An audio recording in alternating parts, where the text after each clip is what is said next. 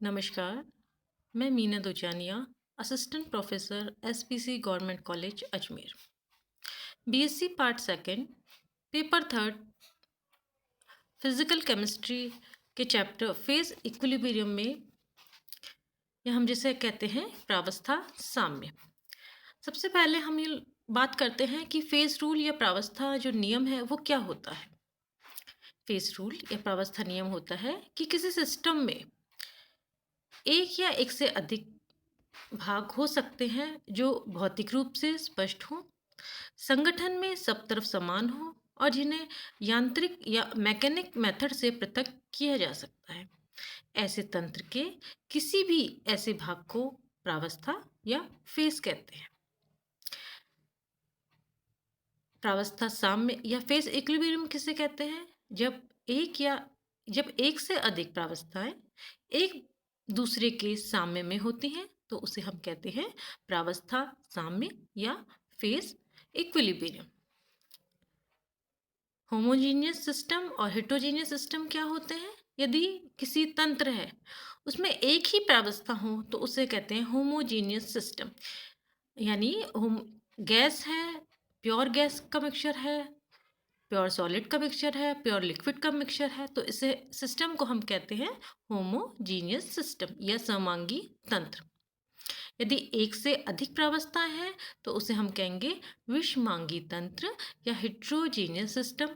यानी गैस या लिक्विड का मिक्सचर है, सॉलिड या लिक्विड का मिक्सचर है, तो जो तंत्र होते हैं उसे हम कहते हैं विषमांगी तंत्र या हेट्रोजीनियस सिस्टम। अब हेट्रोजीनियस इक्विलिब्रियम या विषमांगी साम्य में विषमांगी जो तंत्र होता है कि विभिन्न प्रावस्थाएं एक दूसरे से क्या होती हैं, वो साम्य अवस्था में होती हैं। अब प्रावस्था जो रूल है, प्रावस्था का जो नियम है फेस, उसे हम मैथमेटिकल रूप में किस तरह से हम व्यक्त कर सकते हैं, वो करते हैं F = C - P+2। जहाँ F क्या है? F है डिग्री ऑफ फ्रीडम, विषमांगी तंत्र की स्वतंत्रता की कोटि। P है नंबर ऑफ फेसेस, प्रावस्थाओं की संख्या। C है नंबर ऑफ कंपोनेंट्स, घटकों की संख्या। सबसे पहले फेस इक्विलिब्रियम को समझने के लिए बच्चों हम लोग फेस क्या होता है, कंपोनेंट क्या होते हैं, इनकी हम स्टडी कर लेते हैं कि ये क्या होते हैं। सबसे पहले हम बात करते हैं प्रावस्था या फेस।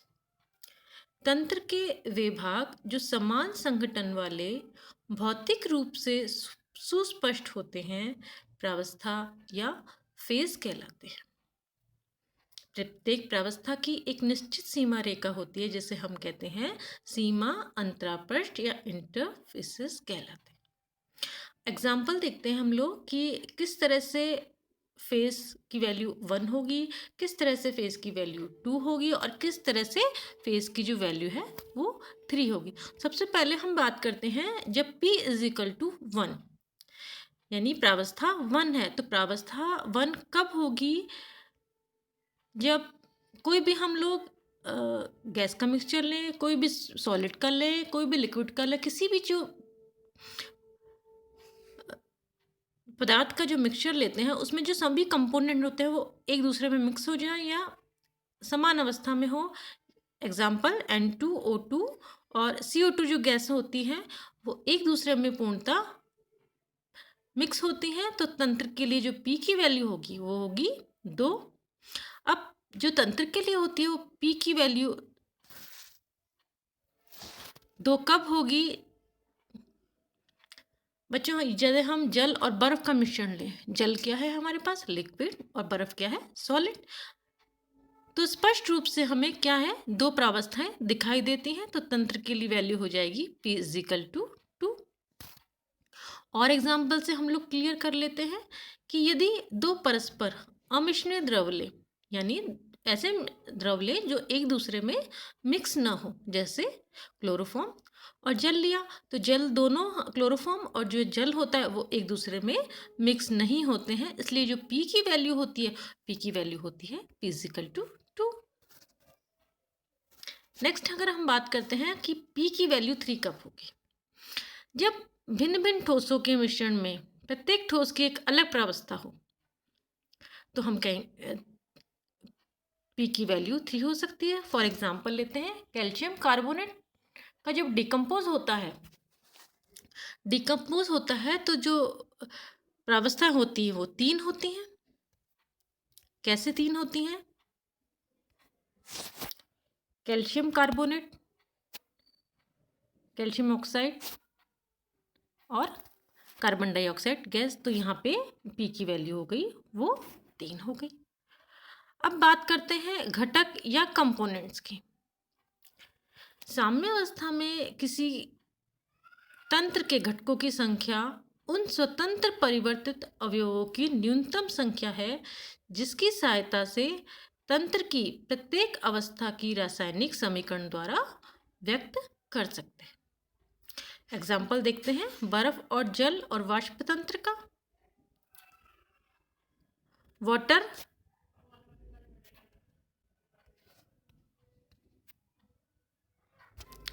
यहाँ सॉलिड है, यहाँ लिक्विड है, यहाँ गैस है, यानी यहाँ बर्फ है, यहाँ पानी है, यहाँ वेपर है। तो फेस की जो प्रावस्थाएं हुई वो कितनी हुई, हमने पढ़ा था अभी। फेस की जो प्रावस्थाएं वो 3 प्रावस्था हुई कि बर्फ, जल, वाष्प, ठोस, द्रव, गैस। कंपोनेंट क्या है इसका, घटक क्या है? घटक इसका एक ही है। क्या घटक है? वाटर। एग्जाम्पल और ले लेते हैं, अमोनियम क्लोराइड सॉलिड गैस और डिकम्पोज हुआ अमोनिया और HCl में। तो प्रावस्थाएं कितनी हुई? तो इसकी प्रावस्था हो गई 2 प्रावस्था हो गई, अमोनियम क्लोराइड सॉलिड और अमोनियम क्लोराइड गैस, क्योंकि यहाँ पे भी गैस है, यहाँ भी गैस है। और कंपोनेंट क्या हुआ? कंपोनेंट हो गया अमोनियम क्लोराइड, घटक एक हो गया। ये तो बात हो गई कि कंपोनेंट और फेस की। अब हम बात करते हैं डिग्री ऑफ फ्रीडम या स्वतंत्रता की कोटि। ताप, दाब, सांद्रता आदि की वह न्यूनतम संख्या जिसे निश्चित करने से तंत्र को पूर्ण रूप से परिभाषित किया जा सकता है, डिग्री ऑफ फ्रीडम स्वतंत्रता की कोटि कहलाते हैं। एग्जाम्पल ले लेते हैं हम लोग। सबसे पहला एग्जाम्पल लेते हैं, KCl के जलीय विलयन की स्वतंत्रता की कोटि 2 होगी। कैसे होगी स्वतंत्रता की कोटि? क्योंकि इस तंत्र को स्पष्ट करने के लिए हमें दो वेरिएबल कौन कौन से होते हैं? ताप और संगठन को निश्चित किया जाना आवश्यक है। यदि KCl का सैचुरेटेड सॉल्यूशन लेते हैं तो स्वतंत्रता की कोटि 1 होगी। क्यों होगी? क्योंकि निश्चित ताप पर सैचुरेटेड सॉल्यूशन का संगठन निश्चित होता है, तो एक ही डिग्री ऑफ फ्रीडम की आवश्यकता होगी। एक एग्जाम्पल से और हम इसको क्लियर कर लेते हैं कि किसी बंद पात्र में यदि H2 द्रव तथा वाष्प से बना तंत्र है तो उस तंत्र को अभिव्यक्त करने के लिए हमें 2 डिग्री ऑफ फ्रीडम कौन कौन से? ताप और दाब में से केवल एक ही चर की आवश्यकता होती है। क्यों? क्योंकि ताप के निर्धारण पर वाष्प दाब स्वयं निर्धारित हो जाता है, अतः इस तंत्र की स्वतंत्रता की कोटि होती है 2। Thank you.